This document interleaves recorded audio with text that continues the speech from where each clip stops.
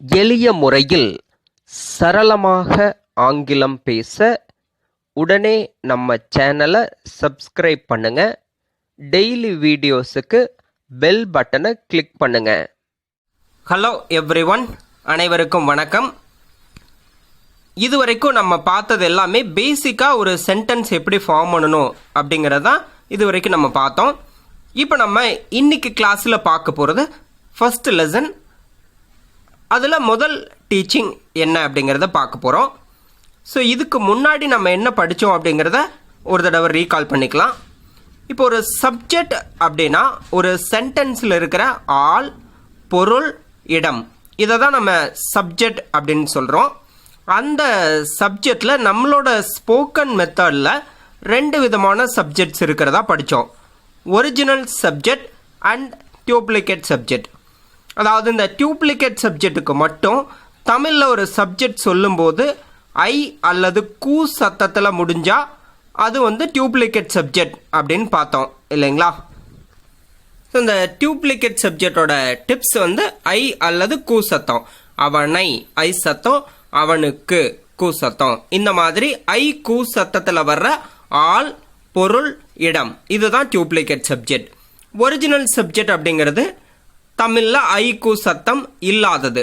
அவன், அவர்கள், டேபிள், புத்தகம், பெங்களூர், இந்த மாதிரி வார்த்தைகளை நம்ம ஒரிஜினல் சப்ஜெக்ட் அப்படின்னு சொல்கிறோம். அடுத்தது வேர்ப். இந்த வேர்ப் அப்படிங்கிறது ஒரு செயல் அல்லது வேலை. இதை தான் நம்ம வேர்புன்னு சொல்கிறோம். வா, போ, கொடு, செய், அனுப்பு, கொண்டு வா, இந்த மாதிரி வார்த்தைகளை தான் நம்ம வேர்புன்னு சொல்கிறோம். இப்போ ஒரு சென்டென்ஸ் அப்படின்னு எடுத்துக்கிட்டா எந்த ஒரு சென்டென்ஸாக இருந்தாலும் அந்த சென்டென்ஸில் ஒரிஜினல் சப்ஜெக்ட் இருந்தால் நம்ம சென்டென்ஸ் இங்கிலீஷில் டிரான்ஸ்லேட் பண்ணும்போது முதல்ல ஒரிஜினல் சப்ஜெக்ட், ரெண்டாவது வேர்பு, அதுக்கப்புறம் தான் மற்ற வார்த்தைகள் வரணும். நீ இதை எடு. இதில் நீ அப்படிங்கிறது ஒரிஜினல் சப்ஜெக்ட், எடுங்கிறது வேர்பு.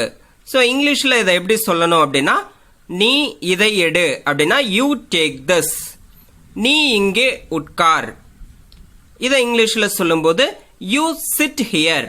ஸோ எந்த ஒரு சென்டென்ஸாக இருந்தாலும் ஒரிஜினல் சப்ஜெக்ட் இருந்தால் ஃபர்ஸ்ட் ஒரிஜினல் சப்ஜெக்ட், ரெண்டாவது வேர்பு, அதுக்கப்புறம் தான் மற்ற வார்த்தைகள்.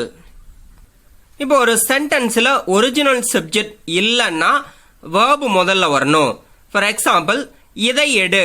இந்த சென்டென்ஸில் ஒரிஜினல் சப்ஜெக்ட் இல்லாததுனால வேர்பை ஃபர்ஸ்ட் வச்சு ஸ்டார்ட் பண்ணணும். அப்போ இதை எடுனா இங்கிலீஷில் டேக் திஸ். இங்கே உட்கார் அப்படின்னா சிட் ஹியர். இப்போ ஒரிஜினல் சப்ஜெக்ட் அப்படின்னா ஒரு சென்டென்ஸை பொறுத்த வரைக்கும் அது ஆளா இருக்கலாம், இல்லை பொருளா இருக்கலாம், அல்லது இடமா இருக்கலாம். ஆனால் ஒரு சென்டென்ஸுக்கு ஒரு ஒரிஜினல் சப்ஜெக்ட் மட்டும்தான் இருக்கும். நீ இதை எடு. இந்த சென்டென்ஸில் நீ அப்படிங்கிறது ஒரிஜினல் சப்ஜெக்ட், ஆல்.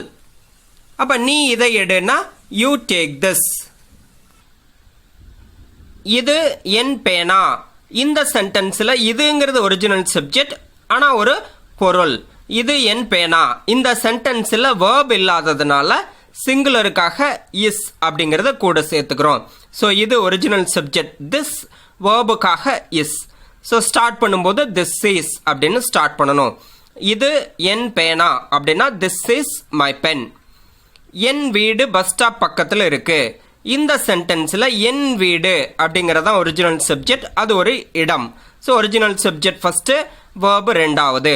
ஸோ என் வீடு பஸ் ஸ்டாப் பக்கத்தில் இருக்கு. My house is near bus stop. இப்போ ஒரிஜினல் சப்ஜெக்ட் அப்படின்னா ஒரு சென்டென்ஸில் ஒரே ஒரு ஒரிஜினல் சப்ஜெக்ட் மட்டும்தான் இருக்கும். So original subject first, verb ரெண்டாவது. ஆனால் டியூப்ளிகேட் சப்ஜெக்ட் அப்படிங்கிறத பொறுத்த வரைக்கும் நம்ம டியூப்ளிகேட் சப்ஜெக்ட்னா ஐ கூ சத்தம் படிச்சிருக்கோம் இல்லைங்களா?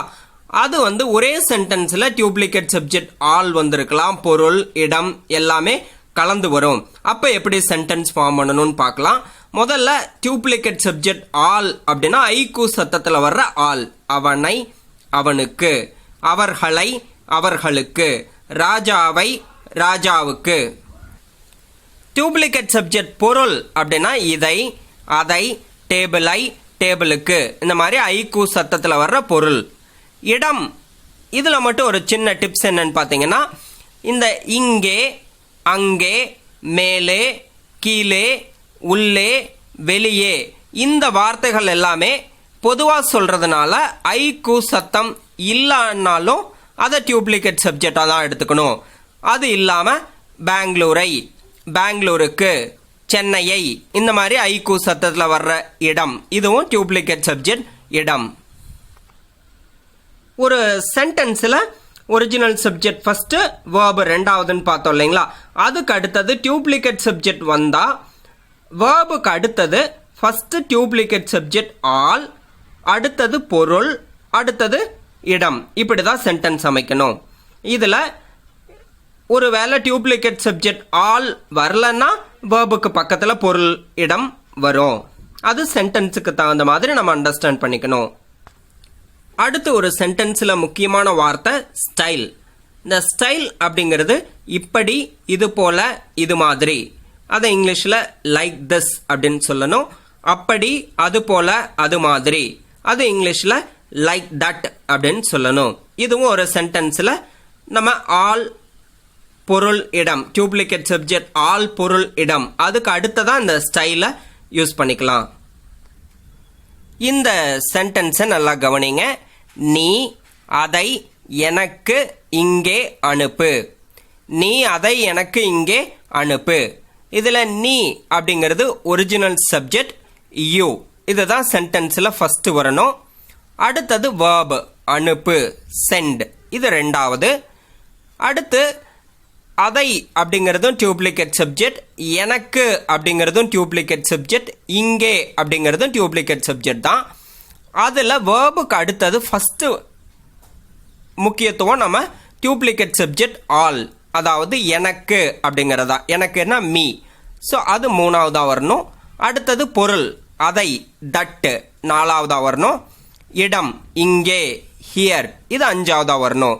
ஸோ நீ அதை எனக்கு இங்கே அனுப்பு. You sent me that here. நீ அதை எனக்கு இங்கே அனுப்பு. You sent me that here. இப்போ அதே போல இந்த சென்டென்ஸ் பாருங்க. நீ எனக்கு அந்த பார்சலை என் வீட்டுக்கு அனுப்பு.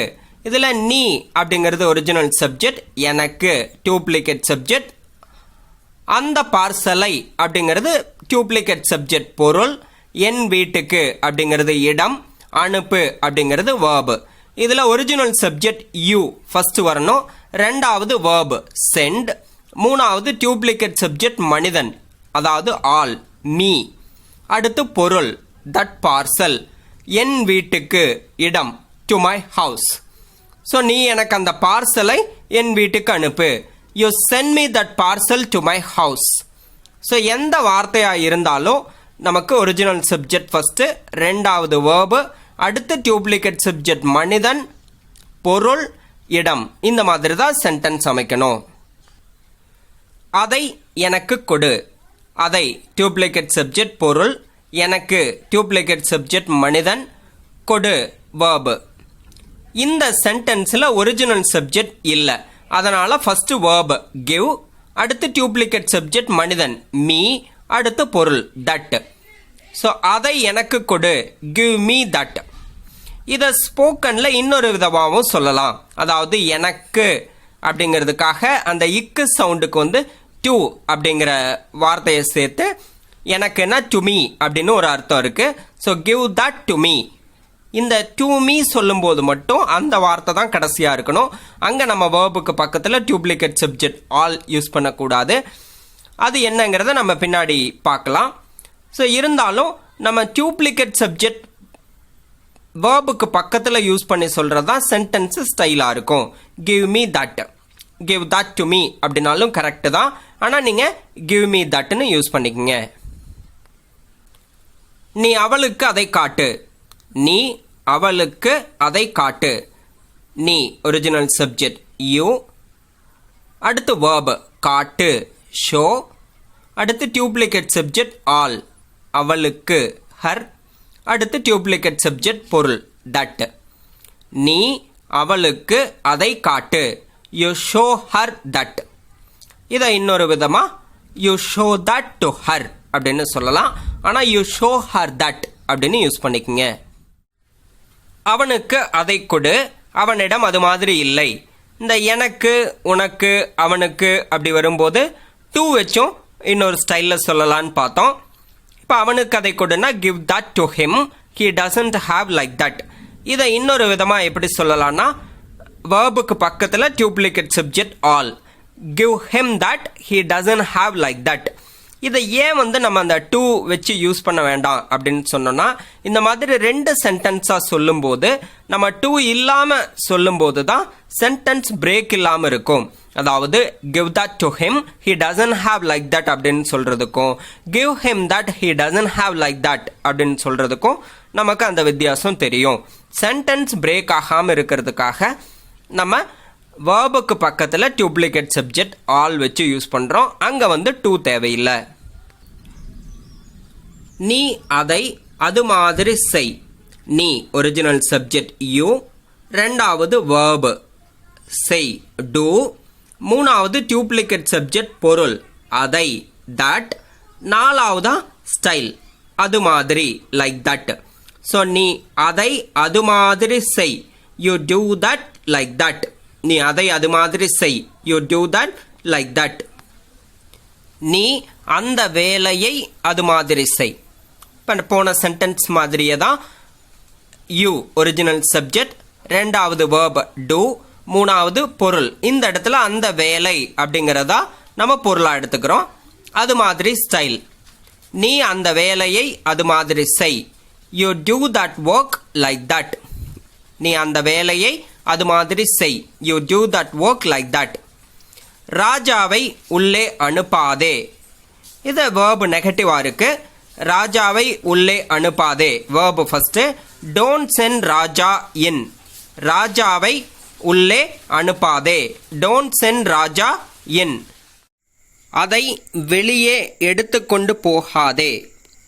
இந்த சென்டென்ஸில் எடுத்துக்கொண்டு போ அப்படிங்கிற வேர்பு நெகட்டிவாக இருக்குது. எடுத்துக்கொண்டு போகாதே. அப்போ நெகட்டிவ் அப்படின்னா டோன்ட் டேக். அதை வெளியே எடுத்துக்கொண்டு போகாதே, டோன்ட் டேக் தட் அவுட்.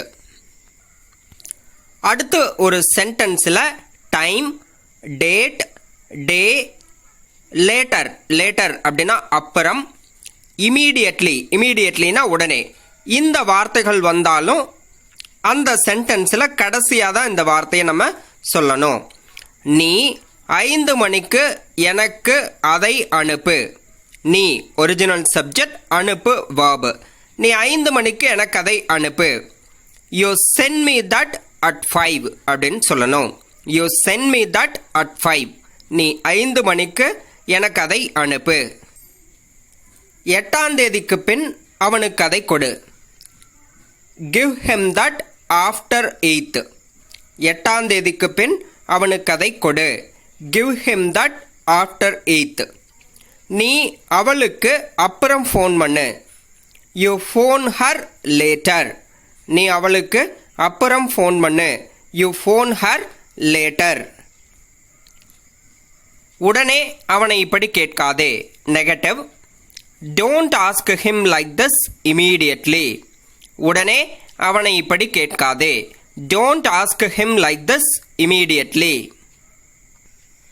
இதுவே நவ், டுடே, டுமாரோ இந்த மாதிரி வார்த்தைகள் ஒரு சென்டென்ஸில் வந்தால் அதை சென்டென்ஸுக்கு முன்னாடியும் சொல்லலாம், கடைசியிலையும் சொல்லலாம். நீ இப்பொழுது அதை படி. நவ் யூ ஸ்டடி தட் அப்படின்னு சொல்லலாம். யூ ஸ்டடி தட் நவ் அப்படின்னு சொல்லலாம்.